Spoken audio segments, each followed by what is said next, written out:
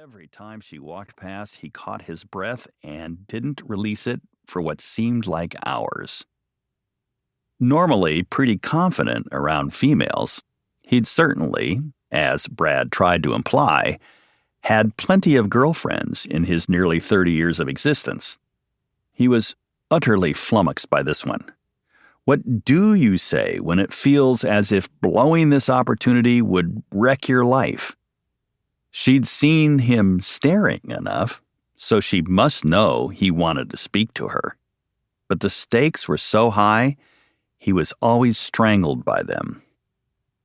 Finally, he approached her on the sidewalk and asked if she had any interest in seeing the kitchen he was remodeling. She seemed baffled by the question. He didn't know that she had been listening to the talented Mr. Ripley in her earbuds and hadn't really registered his approach until he was standing in front of her, grinning like the fool that he felt. She snapped off her AirPods and asked him to repeat the question, which made him feel even worse. "I'm a builder. We're gutting the kitchen and adding a sunroom. I don't know if you're into that kind of thing?" He trailed off miserably. What did he think he was doing? Her expression was filled with suspicion. Of course, here's this man, he realized, inviting her into a vacant house where no one else was currently in attendance. It certainly seemed like a bad idea for her to follow him inside, so he shrugged, acknowledging her decision before she uttered it. "I'll take pictures and show you next time," he promised her. Well, that was ridiculous. Next time? What? What did he even mean? He almost rolled his eyes at himself, but restrained himself and tried another grin. Thankfully, she offered a small grin back.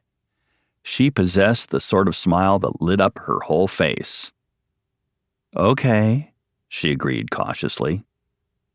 He saw her the next morning and ran out and fell into step next to her, agitatedly showing her his photographs on his phone. He had taken 40, which was probably a little excessive. He walked with her and swiped photos and then realized she was reacting with very little enthusiasm. What if she didn't care? What if she hated kitchens? Okay, who hated kitchens? He ended the slideshow presentation and asked her about herself and gleaned important information. Her name was Sabrina. She was a school teacher. She was a few years younger than he was. She liked to walk to work and listen to audiobooks. He asked her if she would like to meet him for a cup of coffee after school. She smiled and said that she didn't own her own house. It was a rental. Thus, she was a poor prospect for a remodeling job. So, okay, he was coming across as a salesman. That was bad. How could he do or be anything but totally, completely wrong with this particular woman in front of him? He was intoxicated to the point of absolute thought extinction. Then he surprised himself by suggesting they go for a hike the next day up an evergreen, around the lake. He explained, "Just a walk, unless, of course, you're tired of walking from going back and forth to work."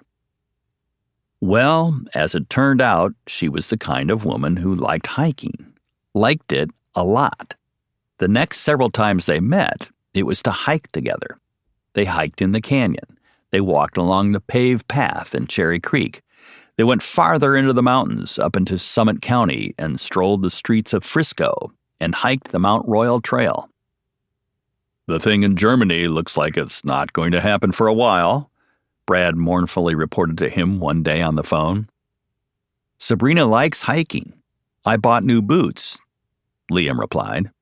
Clearly, they were not having the same conversation. Sabrina liked his new boots even better. She liked his dogs. Riggs, the miniature Australian shepherd, was a bit cool at first.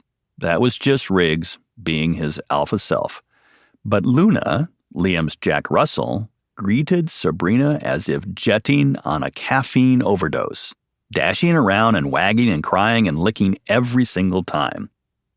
Sabrina's laughter at Luna's antics left Liam a little speechless, awed by his own reaction to the way a simple chuckle from this woman could make him feel. When he